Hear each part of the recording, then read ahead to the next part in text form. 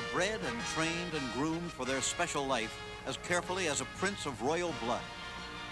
They are examined for conformation, carriage, and appearance, like beauty queens or a movie star. But they are, above all, athletes, and racing is their destiny. To win takes the breeding and the training, but it takes something beyond that, something that horsemen call simply heart. They are thoroughbred, and Maryland is where they were conceived. The American poetess Mary Ann Moore wrote a memorable line: to see the vision and not deny it, to care and to say that you care. In other words, put yourself out on a limb if you would really accomplish something. Well, a group of people in Maryland racing and breeding did that, putting the past and their personal differences behind them, looking into the future and seeing what could be. They saw a day of racing that would become a festival and a homecoming for all the people of the state. $1 million in purses for the progeny of Maryland stallions, a project in which they would be joined by business and industry, racing fans, and citizens who just love the state of Maryland. And on the 18th of October in 1986, it happened. On a beautiful autumn day at Laurel Racecourse at precisely 1:30 in the afternoon, it happened.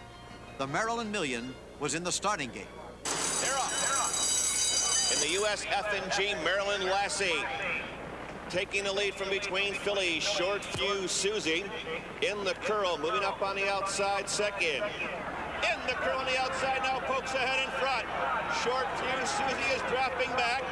Smart Halo is in the center. Sheltered Star on the far outside now, Living Boldly. They've got a 16th of a mile to run. In the curl continues to lead. Smart Halo on the outside. Smart Halo pokes a nose in front. The Maryland Million became an international event with its first race. The U.S. F&G Maryland Lassie was won by Canadian-owned Smart Halo, a 2-year-old daughter of Winfield Farms' Smarten. Jack Mosley, board chairman of U.S. F&G, became the first person ever to present a Maryland Million trophy. The Maryland Million, a dream comes true at Laurel. Maryland's first $1 million day was a success from the first post time.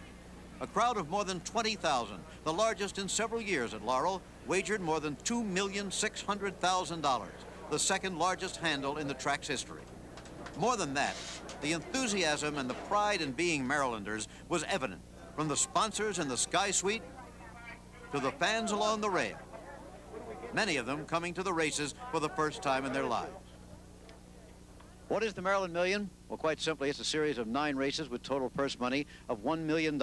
9 races, all to be run on one day. To be eligible, a horse must be the progeny of a Maryland stallion. That is the one basic condition of the races. There's a race for $200,000, one for $150,000, 6 for $100,000 each, and 1 for $50,000.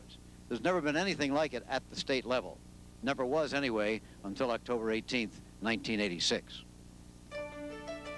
For every race, there is not 1 but 5 trophies, because part of the Maryland Million's purpose is to reward all of those who make racing what it is: the owner, the trainer, the jockey, and the nominators of the stallion and the horse. All of the trophies were especially designed and executed by the famous Waterford Crystal Company of Ireland. The permanent trophy is the largest bowl ever made by Waterford. Jim McManus, board chairman of Business Express Airline, watched from the Sky Suite as his race, the Business Express Maryland Nursery, for 2-year-olds at 1 mile, was run. 3/4 in 1:13, they're into the stretch. First Patriot has the lead by 2 lengths. Sudden flares along the rail second. Yet Wave is third. In between horses, Make Music fourth. 70 yards to go. First Patriot leaving the field. First Patriot made news with his victory. He is the very first horse ever to race from his sire, Salutely, a son of Hoist the Flag. First Patriot was, of course, conceived in Maryland. Later, his sire moved to Virginia, but immediately after the Million, he returned to Maryland, to Alfred Vanderbilt's Sagamore Farm, to take further advantage of the Maryland Million program. In the third race, the Ryland Group Maryland Turf, the favorite was a star from the stable of the legendary trainer Woody Stevens. The colt's name matched his coat that day. Glow is his name, and he was on his game for the Million. Glow on the outside now gets the lead. Glow in front by length. Where's Bob on the outside? Rollicking Redskin along the rail. Air Dancer on the far outside with Icelander along the rail. Mike Cantwell marching Lord and Lord's Wish. They're into the stretch. Under a steady left-handed whip, Globe continues to lead. Air Dancer on the outside is coming on second. They're in deep stretch. And the son of the great Northern Dancer, Glow, is in a runaway. Glow in front.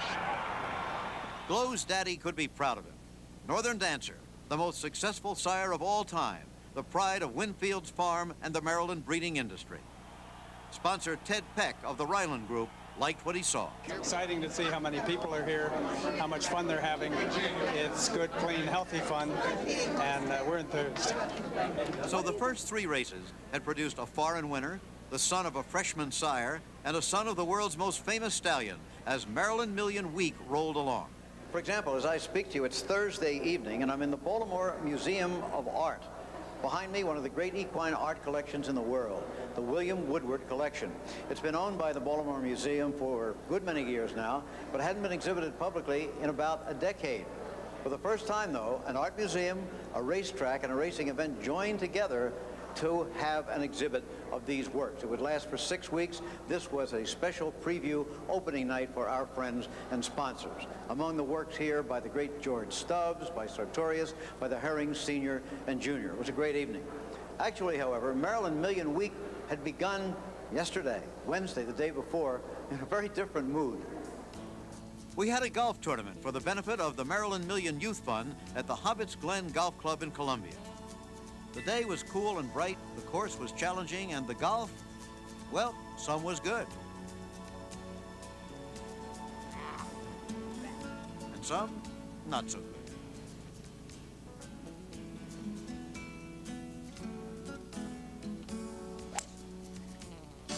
In the end, the golf tournament was a pleasant start for the first Maryland Million Week, although one observer did comment that, in a sense, we were putting the cart before the horse. Golf cart.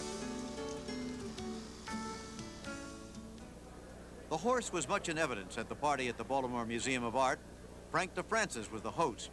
It had been the Laurel president's idea to have a reception and a preview of the Woodward collection for sponsors and special guests. Laurel also sponsored the entire run of the exhibit in behalf of the Maryland Million. It was a unique receiving line: the art museum director, a racetrack owner, and a sports reporter. Katie Voss is president of the Maryland Horse Breeders Association. She also is a prominent trainer. And what a day was waiting for her on Saturday. Katie and her parents, Mr. and Mrs. John Merriman, had a family date with destiny in the fourth race, the Omni International Maryland Oaks. They move to the top of the stretch. Martin Quick comes on to challenge Maya Mafalda for the lead. Natchez Traces dropping back into third. Miss Rudy T, Azerbaijani, Sunset Gun. Weak Moonwalking, Fancy Feathers there into the stretch.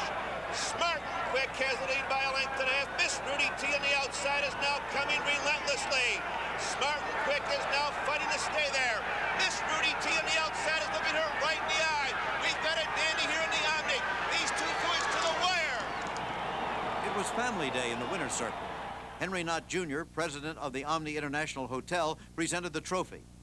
A day that honored Katie and her parents, the owners, and honored the memory of Smart and Quick's deceased sire, Wise Exchange. Some people wondered what a bank was doing sponsoring a horse race, the First National Bank of Maryland Sprint Handicap. Bank President Charles Cole explained. Well, a number of reasons. Number one, of course, is that horse racing is the third biggest industry in the state, and we're very much in favor of economic development as a banking institution. Therefore, we wanted to be involved in an enthusiastic way. Favorite King Swan was down from New York, but his rider, Vince Pasciali, known as Jimbo, is a longtime Maryland favorite. The long rail count the dots, ranging up on the outside. War Campaign, followed by April Sun and Hope Me Die. The half in 46 and 2, they're turning into the stretch, and three horses are vying for command. The Canadian Vader gains along the rail, Polka ahead in front, Color Me Smart. Safe on second between horses. Cool Joe on the outside, and here comes the champ. King Swan on the outside, can he make it? Three horses are still going at it. King Swan couldn't get it all, and he does. 7-1 an effort, King Swan wins it. Later, King Swan would go on to win the Grade 1 Vosburg Stakes in New York.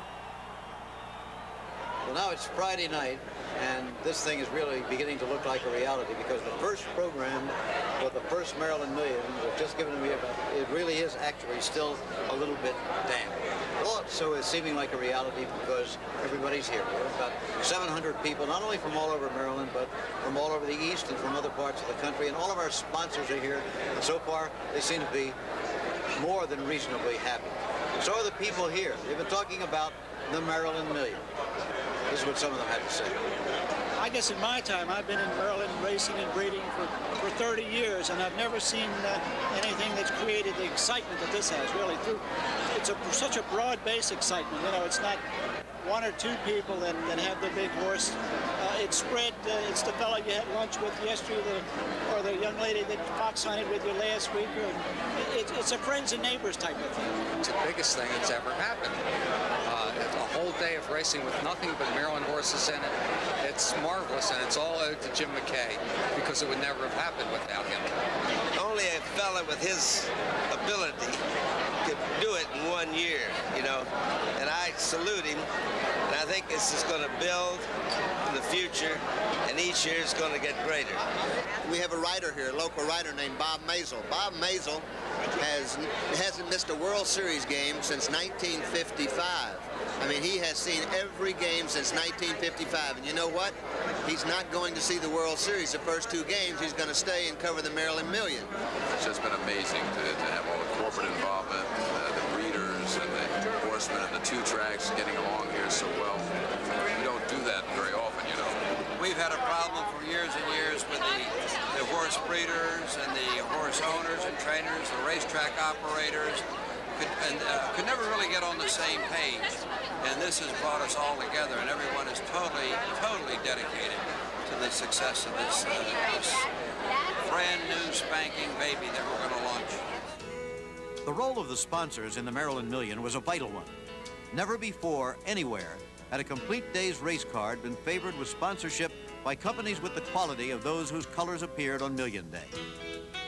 The blankets, a gift of the committee to the owners of the horses, will be seen on shed rows from Florida to New York to California for some time to come. Approximately half of the money for the Million came from the Maryland Horse Breeders Association, the Maryland division of the HBPA, nomination fees for stallions and progeny, and entry fees. The other half came from the sponsors, and without the cooperation of any of these groups, the day simply wouldn't have happened. The state of Maryland itself was a sponsor through its Department of Economic and Community Development. Rich Wilkie, the Million's executive director, had moved his career and his family to Maryland when the event was still a dream. Now it was a reality. The half in 46 and 2. They're into the stretch. Cap it off. And Jerry Bailey have the lead by a length and a half. Two Lindas. The gray filly on the outside is now closing with a rush. They're inside the final 70-yard. It's Cap It Off in two Lindas. Stay Home is third. Cap It Off in front. This was an all-Maryland winner's circle. Governor Harry Hughes presented the trophy to a representative of longtime Maryland owner-breeder C. Oliver Goldsmith, who was ill. Cap It Off, a daughter of Double Zeus, was born at Mr. Goldsmith's Maryland farm. David Reynolds had waited patiently. Now it was time for his race, the Eskimo Pie Maryland Ladies, with a purse of $150,000, second largest of the day. The favorite was an outstanding Grade 1 stakes winner, Dismasted, trained by the well-known P.G. Johnson. Later in the year, Dismasted was runner-up for an Eclipse Award. All standing nicely and about ready to go. They're off in the Eskimo Pie Maryland Ladies. Alden's Ambition sprints clear on the outside with a Joyful Spray second. Between horses, Dismasted is third. Ranging up on the outside, turn to TJ. Martin's Choice between fillies. Cheshire Kitten along the rail. Etta Carene. And the early trailer is Lady Emerald. These fillies and mares now sprint around that clubhouse turn, race to the backstretch, and the early leader by about 2 lengths is Alden's Ambition. A Joyful Spray is second by a length and a half. The prohibitive favorite gains along the rail. That's Dismasted, who is racing third. Turn to TJ, now ranging up on the outside fourth. Gap of 3, Cheshire Kitten is fifth, followed by Etta Carene on the outside, Martin's Choice along the rail, and Lady Emerald. The quarter in 23, the half in 47. They have a half a mile to run in the Maryland Ladies. Alden's Ambition continues to lead by a length and a half. Here comes a Joyful Spray in the second. 3 wide on the outside, and going right after the leaders comes Dismasted. A gap of 3 lengths. Turn to TJ is fourth, followed by Etta Kirane, Lady Emerald. Cheshire Kitten is dropping back in Martin's Choice. 3/4 at 12 and 1. They move to the quarter pole. Dismasted on the far outside now sticks her nose, her head, her neck in front. Dismasted gains command. Alden's Ambition along the rail with a Joyful Spray in the center. Here comes Etta Kirane with some late foot between horses. Turn to TJ on the outside. A 16th of a mile to run. Jean-Luc Sabine goes to work on Dismasted. She holds sway. A Joyful Spray is second. Dismasted with the Eskimo Pie Lady. Winning owner Ned Evans is from Virginia, appropriate since Eskimo Pie is based in Richmond. Jockey Jean-Luc Samin is French, but Dismasted, like all the others, was conceived in Maryland by a restless native at Sagamore Farm. It was time for the day's richest race, the $200,000 Budweiser Maryland Classic at 1.25 miles. Press was on hand from most of the major racing centers. Television coverage was nationwide by Thoroughbred Sports on the ESPN network. All 9 races were seen on the 2-hour telecast, another Maryland Million first. In Maryland, the live outlet was Baltimore's WMAR-TV, Channel 2. Budweiser was the principal sponsor of the day and the first to sign on. Anheuser-Busch Executive Vice President Mike Rorty told how it all began. A fellow that we're very fond of at Anheuser-Busch is Jim McKay, Mr. Olympics. And we were at the Breeders' Cup together a year ago, and after we left, he said, I'm going to talk to you about something. And a few weeks later, he called me and he said, I got an idea at the Breeders' Cup that Maryland, with its wonderful history of horse racing and the breeders who are there, including himself, should have a race, something similar to this, and we should call it the Maryland Million or something of that kind. And of course I said, that's a great idea, Jim, because I usually agree with anything he said. And then he said, would you agree to become the first corporate sponsor? Well, I was halfway in by that time, so I said, of course we would agree to be, and we're very, very pleased that we did. The favorite was another son of Northern Dancer, Heorot by name. His owner, John Franks, was the winningest owner in the country. His trainer, Jack Van Berg, is the all-time winningest trainer worldwide. And a victory by Heorot would make him the richest son Northern Dancer ever sired.